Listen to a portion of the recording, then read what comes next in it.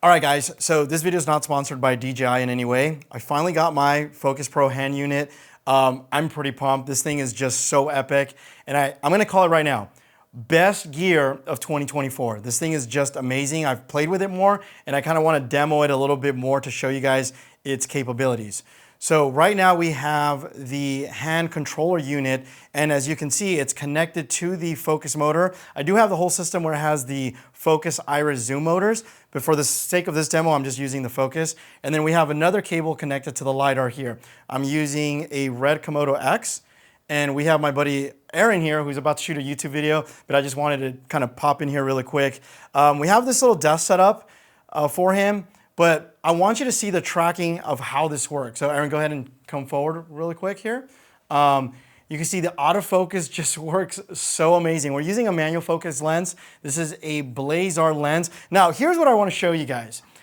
It's the AMF mode. So you can see as you go back and forth, you can see the dial move, right? This is feedback that you're getting as he's popping in forward and back. You can see the dial move, and I can actually feel it here. So if I hold this, the focus stays locked in. In fact, I'm gonna go ahead and record on the camera so you guys can see. So right now I'm rolling on camera, go ahead and go forward. Everything is good, and focus is amazing. Now, I'm gonna do the same thing now, but I'm gonna hold it, go ahead and come forward, and as I hold it, the focus is gonna get locked into place. Go ahead and stay there, go forward.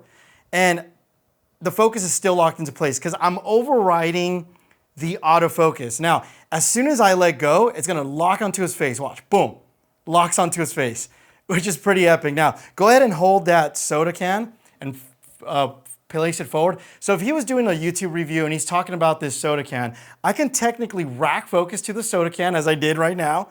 And then as soon as I let go, boom, it's gonna go to his face. So this type of tech, like having autofocus, but also manual focus, is pretty wild. Like, this is the stuff that gets me pumped because I'm not a first AC, by the way. I don't ever want to be one, but it gives me the confidence that if I ever had to do something where I had to pull focus and he's in frame or I have my subject here, I can just let this pretty much go and I know that it's gonna work. Now, go ahead and grab that again. And let's say he's talking about a product, boom, I can rack to that. He's talking about it and then he put it down, boom, I can just let go. Look at that.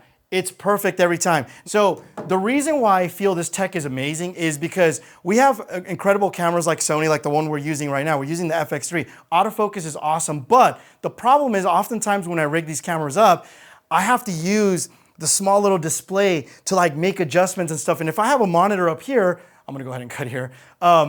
What happens is it's just very cumbersome versus if I'm hand holding here, that same feedback that you saw on the controller, I have that same feedback right here. I can feel it moving. So being able to have autofocus, but also manual controls whenever I want, this is truly game changing. And honestly, aside that you're able to use manual focus lenses, the fact that I can use lenses also that are photo lenses and just add a gear to it, but just being able to have so much precision control is amazing. Aside from all this cool tech, I just love how DJI has made this so user-friendly. Let me give you an example. So like even if I want to set an A and B point, so really quickly here, if I tap on this A, it sets an A mark, and then if I go over here and let's say this is my B mark, right? You can feel it. I mean, you won't be able to obviously feel it yourself, but if I go here, boom, it hits a wall. Look, there's resistance. Same thing, if I go here to my B mark, there's a wall. But this often happens where, let's say you have an A and B point, right? You set your mark, but then your actor decides to do this. And you're like, dude, you're not in your line. Like, I just hit my mark. What am I gonna do? With other focus units, you're kind of screwed. With this one here, even though I hit the wall, you can actually override it by just forcing it. And there's so much force. You can even see when it springs back. Watch, boom, how it springs back. Look, boom, it goes back to my B point. But if my actor's doing this and they're passing the mark, I can just go, oh, you're going past my mark here, and I can just override it and then just be cool.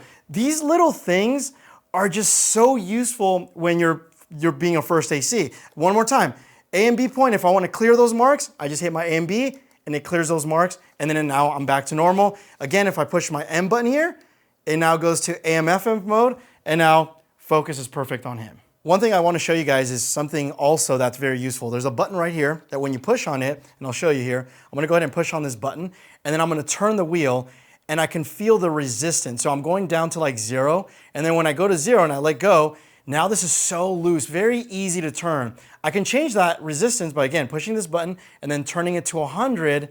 And then when I go to 100 and I let go, now the resistance is much tighter. So again, being able to adjust that resistance to something that's more comfortable to the person that's operating is pretty damn dope. Now, I don't have it set up on this configuration, but this would be like my iris, right? So I can set up T-stops right here. I can mark them and put like T28, 1.4, and then from here I can control the motor depending on the aperture that I want to set up. Again, I don't have it connected to this particular setup right now, but I'm sure Evan will show some B-roll and we'll show this working. Now, what's really cool about this is that you can use any lens out there. It doesn't matter if it's popular or not. But what's also neat is the fact that they have different profiles that you can set up. So for example, once you program these profiles onto the lidar system, like everything works pretty much like natively. So right now, I've kind of cleared everything out.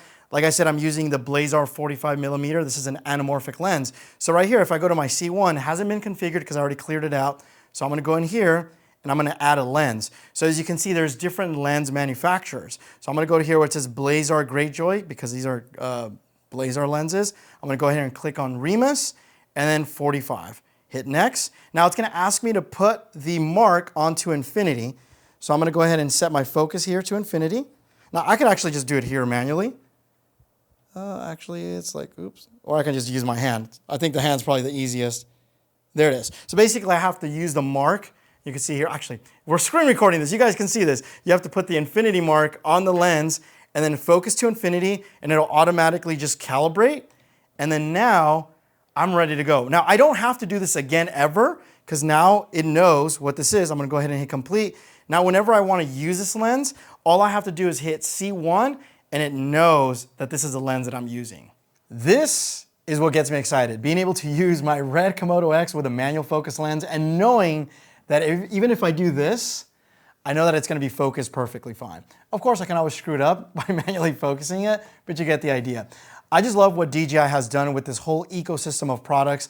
I love the fact that you can use so many other things, and which I do plan to get. I do wanna do some real world production shoots. But this is something that, as it sits right now, is very usable and it works amazing.